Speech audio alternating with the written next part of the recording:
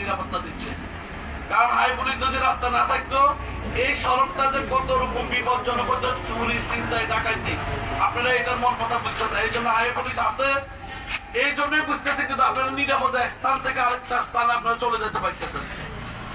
এবং এই high police নিয়ে কিন্তু রাস্তা না দেওয়ার জন্য একটা মহল অনেক সময় তারা বাস্তবায়ন করার জন্য না দেওয়ার জন্য চেষ্টা করছে। আমি নিজেও ইলিয়াস কান্তরের সাথে আমি 2004 সালে ঢাকা প্রেস ক্লাবের সামনে আমরা সর্বপ্রথম আন্দোলন করি যে হাই পুলিশ। তখন ইলিয়াস কান্তর বলছে, শহীদ আমরা কি সফল করি, সবাই তো চাইতেছে কিছু একটা মহল, এটা দরকার নাই, কেন একটা আলাদা করবো। অনেকদিন কিন্তু বাংলাদেশে বিএনপি বলে কিছু ছিল না, বিএনপিটাকে কিন্তু পুলিশ, বাংলাদেশ পুলিশ কিন্তু নিয়ন্ত্রণ করতো। এখন কিন্তু এই বিএনপিও কিন্তু বিশাল একটা সংস্থা, একটা মন্ত্রণালয় হয়ে গেছে। এখন খুব গুরুত্বপূর্ণ একটা বিএনপি মন্ত্রণালয়, যোগাযোগ মন্ত্রণালয় যাকে বলতে। এখন বর্তমানে হাই পুলিশও কিন্তু বাংলাদেশের ভিতরে আমার জানা মতো খুব অ্যাক্টিভ ভাবে খুব শ্রম দিয়ে যাচ্ছে মানুষের জনসাধারণের মধ্যে। এমন রাস্তায় অ্যাক্সিডেন্ট থেকে শুরু করে রাস্তা চলাচলে বাধা, চুরি ডাকাতি সারা রাত কিন্তু চেষ্টা করতেছে। আমাদের ছাত্ররা এখান থেকে আমাকে ফোন করে, আমি ওসি স্যারকে বলি, কিন্তু এরপরে আপনাদেরকে মনে রাখতে হবে, আমি প্রত্যেকটা প্রশিক্ষণে কিন্তু বলে থাকি একটা কথা মনে রাখবেন, এখান থেকে কিন্তু আমি নিরাপদ সড়ক সাই সদস্য গঠন করি। এখন প্রতি বছরে কিন্তু আমাদের নিরাপদ সড়ক সাই সদস্যগুলো আমাদের এই রিনিউ হয়ে থাকে। এবারে আমাদের 4 জন খুব একটি বাংলাদেশ সেনাবাহিনী থেকে অবসরপ্রাপ্ত 4 জন অতিথি আমাদের কাছে আছে, যারা সেনাবাহিনী থেকে খুব সুনামের সাথে ওনারা সার্কিট থেকে অব্যাহতি নিছে। ওনারা বাংলাদেশে এখন খুব সেনাবাহিনীর একটা ওয়েলফেয়ার সংস্থা আস্থা লাইফ ইন্স্যুরেন্স কোম্পানিতে দায়িত্বে আছেন। এবং আমাদের নিরাপদ সড়ক সাই ফেনী জেলা শাখার দায়িত্বে আলহামদুলিল্লাহ 26-27 কমিটিতে ওনারা অংশগ্রহণ করবে। এই জন্য আমি তাদেরকে তাদের গুরুত্বপূর্ণ প্রোগ্রাম রেখে এখানে আসার জন্য চির কৃতজ্ঞতা জানাচ্ছি, ধন্যবাদ জানাচ্ছি। সেই সাথে আপনাদের সবার কাছে আমার একটা অনুরোধ, আপনারা আজকে এখান থেকে বিদায় নেবেন, কিন্তু বিদায় নেবার পরে আমার সাথে দেখা হবে বা কেউ বিদেশ চলে যাবেন, আমেরিকা চলে যাবেন, কানাডা চলে, সারা বিশ্বের মধ্যে কিন্তু হাজার হাজার ছাত্র এই প্রতিষ্ঠান থেকে চলে গেছে।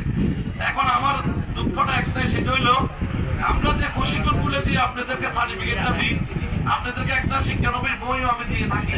সেই শিক্ষানবিশ বইয়ের ভিতরে কিন্তু যেই মন্ত্রণালয়ের অধীনে আপনি গাড়ি চালাবেন, রাস্তার দিক নির্দেশনা থেকে শুরু করে নিয়ম শৃঙ্খলা, সড়ক দুর্ঘটনা রোধে কিভাবে আপনি ভূমিকা পালন করবেন, সমস্ত কিছু কিন্তু আমরা দিক নির্দেশনাগুলো দিয়ে থাকি। কিন্তু দুঃখের বিষয় আপনারা রাস্তা আসলে সেগুলো পালন করতে চাচ্ছেন না। সেই কারণে পুলিশ হয়তো আপনাদেরকে তাদের নিয়ম শৃঙ্খলার কারণে, দায়িত্বের কারণে তারা আপনাকে আটকাচ্ছে। আপনি মনে করতেছেন যে সে হয়রানি করতেছে, কেন হয়রানি করবে ভাই? আপনি ড্রাইভিং লাইসেন্সটা নিয়ে আসবেন, আপনি রাস্তায় কাগজপত্রগুলো নিয়ে আসবেন, আপনি গাড়িতে অতিরিক্ত মালামাল উঠাবেন না, আপনার গাড়ির যান্ত্রিক ত্রুটি সম্পর্কে ধারণা রাখেন, কারণ আপনি একটা চালক। তা এরপরে যদি উনি আপনাকে কেন হয়রানি করবে ভাই? একটা police inspector, sergeant, high OC এমনি তো ওখানে আসেনি। উনি ওনার জীবনের বিশাল একটা প্রশিক্ষণ, ট্রেনিং, ওনার একটা নীতিমালার ভিতরে এখানে উনি আসছেন। তাহলে আপনারা ওনাকে দরিমন্ত আপনারা বদনাম না করে, আমাদের টিএ জানবল স্যার আমাকে এই কথাটা অনুরোধ করছে যে আপনি ছাত্রদেরকে একটু বলিয়ে, কারণ আমরা বর্তমানে কোথাও যাচ্ছি আমরা নিজেরও জানি না, আমাদের ছাত্রগুলোর ভিতরে কেমন যেন একটু ধৈর্য, মানে ধৈর্যটা নাই। এমন বেপরোয়াভাবে হুন্ডা একটা চালায়, হেলমেট নাই, লাইসেন্স নাই, পুলিশ রাস্তা ধরলে বলে লাইসেন্সটা বাড়িতে রেখে আসে। তাহলে ভাই এগুলা কোনো কথা বলেন? আমরা কি এগুলা করবো? আমি আপনাদের প্রতি অনুরোধ, আমাদের এখান থেকে আজকে 50 জন লোক বিদায় নিবে, প্রত্যেক মাসেই কোনো মাসে 100 লোক বিদায় নেই। এখন আপনারা আজকে আমার জানার মধ্যে এখানে আজকে 50 জন, এই 50 জন আমি চাবো আপনাদের আত্মীয় স্বজন, প্রতিবেশী যারাই আপনারা রাস্তায় আসবেন, সড়কের নিয়ম শৃঙ্খলা গুলো মাথায় রেখে আপনারা সড়কে আসবেন।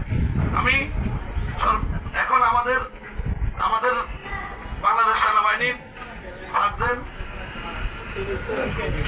কবির ভাইকে আমি সংক্ষেপে ওনার আলোচনা রাখার জন্য, যেহেতু উনি বাংলাদেশ সেনাবাহিনীতে কিন্তু এই রোড সেফটির ভিতরে কাজ করছে, ওনাকে একটা অনুরোধ